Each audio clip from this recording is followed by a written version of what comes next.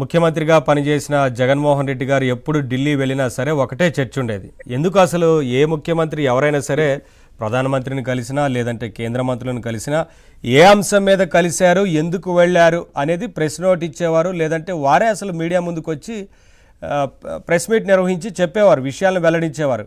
కానీ జగన్మోహన్ రెడ్డి గారు అలా ఒక్కసారి కూడా చేయలేదు.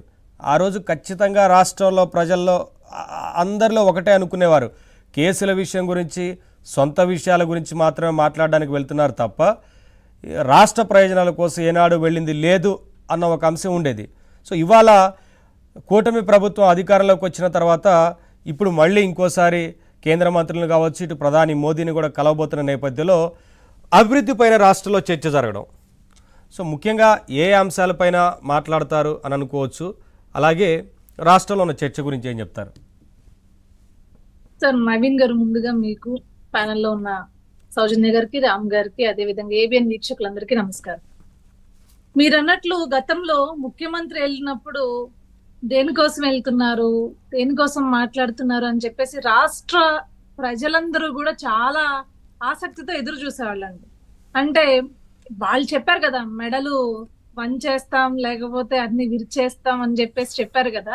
సో ఎప్పుడు జరిగేది, అసలు ఎప్పుడు ప్రశ్నిస్తారు, లేకపోతే ఎప్పుడు పోని అడిగి ప్రశ్నించక్కర్లేదు. ఇప్పుడు స్నేహభావంతో ఉన్నప్పుడు మనకి ఫర్గా ఉంది గవర్నమెంట్ అని మీరే చెప్తున్నప్పుడు, మీరు ప్రతిదీ అక్కడ పార్లమెంట్ లో మీరు ఆమోదిస్తున్నప్పుడు ఖచ్చితంగా ఏంటి అంటే మనకి రాష్ట్రానికి సంబంధించినవి అడగడానికి వెళ్ళొచ్చు. ఎప్పుడు వెళ్తారా, అసలు నిజంగా రాష్ట్రానికి సంబంధించినవి అడిగారా అంటే శూన్యం, డౌట్ కనిపిస్తుంది. ఎందుకంటే ఎప్పుడు కూడా పార్లమెంట్ లో అడగలేదు అని చెప్పేసి కేంద్ర ప్రభుత్వం ఆనాడు చెప్తూనే వచ్చింది.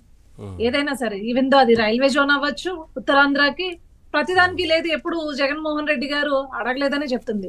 కానీ నా డౌట్ ఏంటంటే అది బీజేపీ రామ్ కుమార్ గారు దాన్ని క్లియర్ చేయాలి.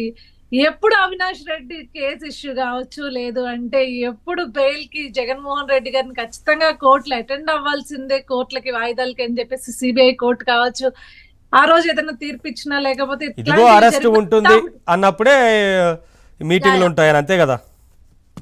హుటిన నెక్స్ట్ డేనో తర్వాత వెళ్ళి తొందరగా కేంద్ర పెద్దల్ని కలిసేవారు. సో ఆ మతలబ్ పాపం నాకన్నా రామ్ కుమార్ గారికి ఎక్కువ తెలుస్తుంది. కాబట్టి జనరల్ గా స్టేట్ కోసం అయి ఉంటే రామ్ కుమార్ గారికి తెలుసు అంటే అలా ఉండదండి అంటారు. రాష్ట్ర అవసరాల కోసం అయితే ఖచ్చితంగా ఎప్పుడు వెళ్ళి అడిగి కలిసినట్లు కనిపించలేదండి. మనం ఈ రోజు పనిచేసే నాయకుడు వస్తే మీరు అన్నట్లు ఇందాక బీపీసీఎల్ ఏదైతే వచ్చిందో ఇన్వెస్ట్మెంట్ ఏ రకంగా వస్తుంది, పనిచేసే నాయకులు రాష్ట్రం కోసం ఏ రకంగా అక్కడ ఢిల్లీలో గానీ లేకపోతే అడుగుతారు, ఢిల్లీలో పని చేయించుకుంటారు అనే దానికి మనం గత నెల రోజుల్లో వచ్చిన పెనుమార్పులే మనం చూస్తున్నాము. కానీ ఇక్కడ విషయానికి వస్తే జగన్మోహన్ రెడ్డి గారు అడిగారా అడగలేదా అంటే శూన్యం, ఎక్కడ కూడా డెవలప్మెంట్ కనిపించట్లేదు. ఇంకా డెవలప్మెంట్ కనిపించకపోగా నాకు నవ్వొస్తుంది అంటూ రాష్ట్రంలో ఉన్న హైవేస్ ఏవో పాపం కొద్దో గొప్ప బీజేపీ గవర్నమెంట్ చేసింది, కొద్దో గొప్ప అంటే బాగా చేసింది బీజేపీ గవర్నమెంట్. పాపం వాటిని కూడా హైవేస్ ని ఫ్లైఓవర్స్ ని కూడా పాపం జగన్మోహన్ రెడ్డి గారి ఖాతాలో వేసుకోవడానికి విపరీతంగా ప్రయత్నించారు.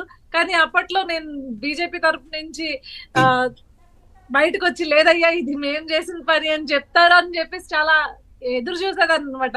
కానీ చెప్పలేదు. కానీ ఇప్పటికైనా మేం చెప్తున్నాం, మా కూటమి ప్రభుత్వం కాబట్టి రాష్ట్రంలో ఉన్న హైవేస్ వర్క్ కావచ్చు లేకపోతే ఫ్లైఓవర్స్ వర్క్ కావచ్చు, దుర్గ ఫ్లైఓవర్ విషయంలో చెప్పుకోవాలండి. అసలు దాన్ని అయితే ఘోరంగా వచ్చి just 1 month or 2 months around అనుకుంటా, correct me if I wrong, కొంచెం డేట్స్ మంత్స్ ఒకవేళ రాంగ్ అయితే ఒకసారి చెక్ చేయండి.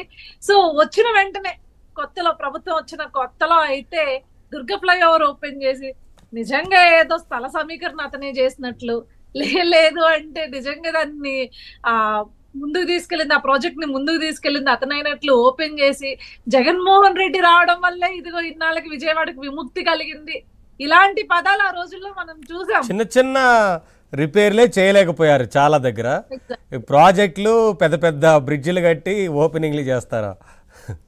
అదే కదా, అన్నిటికన్నా దౌర్భాగ్యం ఏంటంటే పోలవరం, అమరావతి అండి. ఈ రెండు కూడా కేంద్రంతో ముడిపడిన అంశాలు.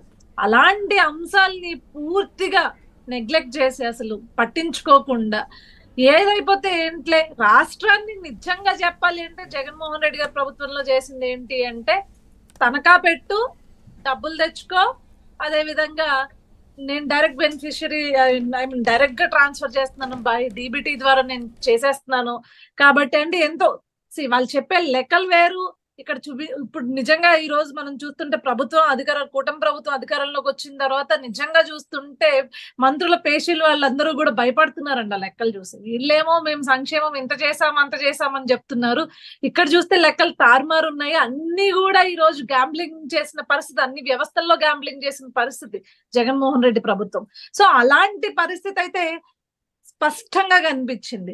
ఈ రోజు నేను ఇస్తున్నాను, డబ్బు ఇచ్చేస్తున్నాను, సంక్షేమం చేసేస్తున్నాను అని చెప్పేసి మొత్తం యావత్ రాష్ట్రంలో ఉన్న ప్రజలందరినీ కూడా ఒక మాయలో కొంతవరకు ఉంచగలిగేందుకు జగన్మోహన్ రెడ్డి గట్టిగా సక్సెస్ అయ్యాడు. కాకపోతే నిజం అనేది ఎప్పటికీ దాగుండదు కదండి. ఎంత అబద్ధంలో ముంచాలని చూసినా, ఎంత అబద్ధపు తెరలు కట్టాలనుకున్నా, అతను పరదాలు కట్టుకునేటట్లే అబద్ధపు తెరలు కట్టుకోవాలనుకున్నా, సక్సెస్ అవడం అంటే మరోసారి గెలిపొస్తే సక్సెస్ అయినట్లు ప్రజలకు అంతా తెలుసు కాబట్టి వాళ్ళు ఆ సీట్లు ఇచ్చారు.